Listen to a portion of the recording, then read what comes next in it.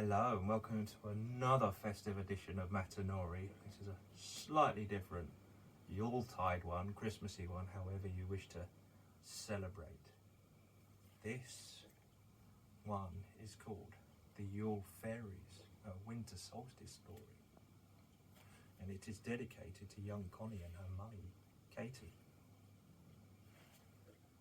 A group of young fairies huddled together in their home deep under the roots of a giant oak tree. They were safe and snug in their tiny underground cave lined with dandelion fluff, bird feathers and dried moss. Outside, the wind blew cold and the snow fell softly down to cover the ground. All seemed well until a little fairy named Rose spoke. "I saw the Sun King today," she said, as she pulled up her mossy cloak tight about her. "He looked so old and tired, walked off through the forest. What is wrong with him?" "The great oak said he's dying," answered Daffodil bluntly, but wiping away a tear. "Dying? Oh, what will we do now?" Little Meadowgrass started to cry. If the Sun King dies, our little plant friends will not grow. The birds will not come and sing again, and everything will be winter forever." Lilac, Dandelion and Elder Blossom tried to comfort their friend, but try as they might, they were all too sad for it to make any difference. They huddled together to try and keep themselves warm and were trying to rack their brains and think about what they could do to help him.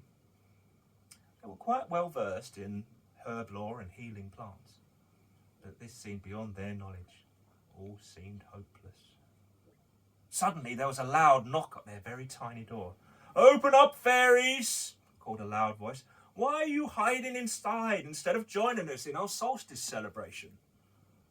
Rose opened the door, and little gnome Brown Nobby pushed his way inside and shaking in the glistening snowflakes off his brown coat and his brown hat. "We're too sad to celebrate," Daffodil said, wiping away her tears in her eyes. "The Sun King is dying, and there's nothing we can do. Haven't you heard that?" "Of course I've heard. In fact, we rejoice, for he is dead. He's dead already." "You are all silly fairies." Brown Nobby's dark brown eyes sparkled with laughter. "It's what's meant to be. Now hurry, or we'll be late for the celebration." "How can you be happy and laughing?" Elder Blossom stamped her little foot and frowned at the gnome. "If the Sun King is dead, it will be winter always. We'll never see the sun again." "Oh, you silly little child fairies." Brown Nobby grabbed Dandelion by the hand and pulled her to her feet. "There is a secret to the winter solstice. Don't you want to know what it is?" The fairies looked at him in surprise. "Secret?" they all said. "What secret? I mean, we are only young little fairies, you know, Mr. Gnome, and we've never been to a solstice celebration before.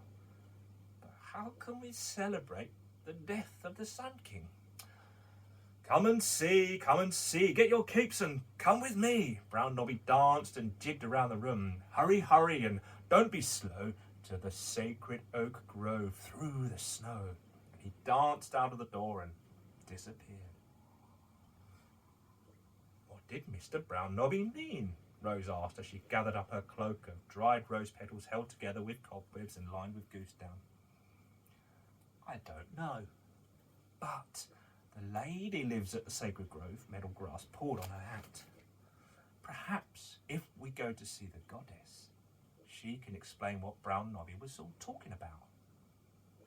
So the fairies left their snug little home and trudged off through the snow towards the sacred oak grove. The forest was dark, with only the light of the moon shining down through the thick fir branches and bare limbs of birch and hawthorn. It was very, very difficult for them to walk through the snow because they were very, very small after all. Also, they were not exactly sure where they were supposed to be going either. I mean, they'd been there during the day, but at night time, everything looked alike. They tried to follow the gnome's footprints, but because it was still snowing, it soon were covered up. Undeterred, they pressed on. They waded through the wet snow and shivered in the cold wind when they met Mr. Fox.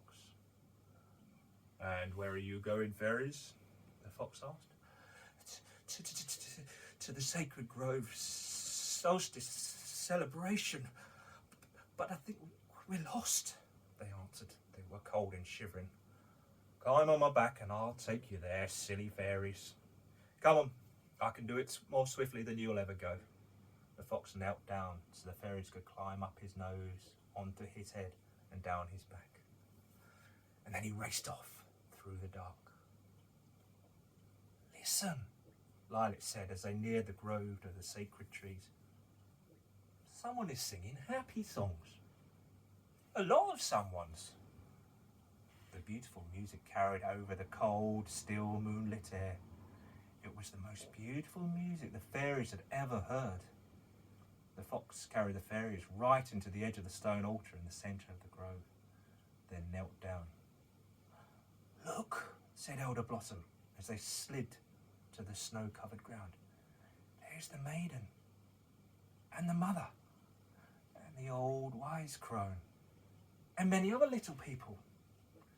They're all smiling and happy," said Lilac, as she looked around all the creatures. "All the animals are here too," whispered Dandelion. "Why are they all looking up at the mother?"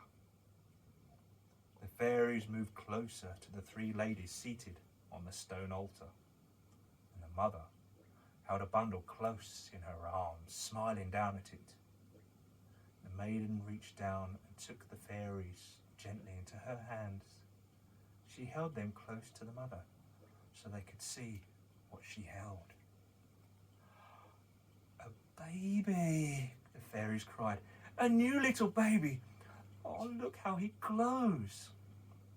"He is the newborn Sun King," said the maiden, smiling. But Brown Nobby said the old oak tree and the sun. I don't get it. They were terribly confused. Eventually they got it out.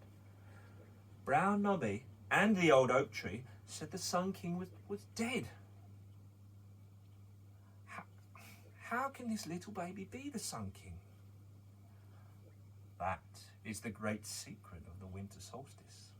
The old wise one touched the baby's cheek with her wrinkled hand.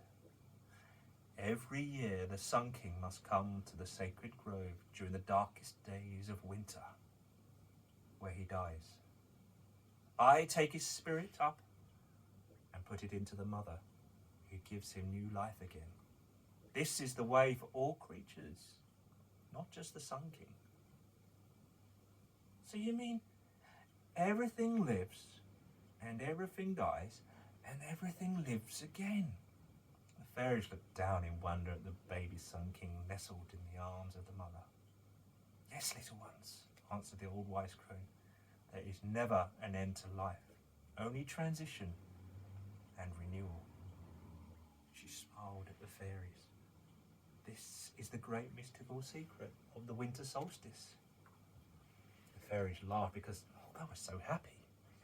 "I think the little Sun King should have gifts," said Rose, "and I will show him where the wild roses bloom in the early summer.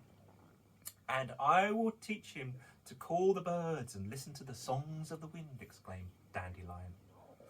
"When he's older and stronger," said the mother, "then the flowers will bloom at his touch.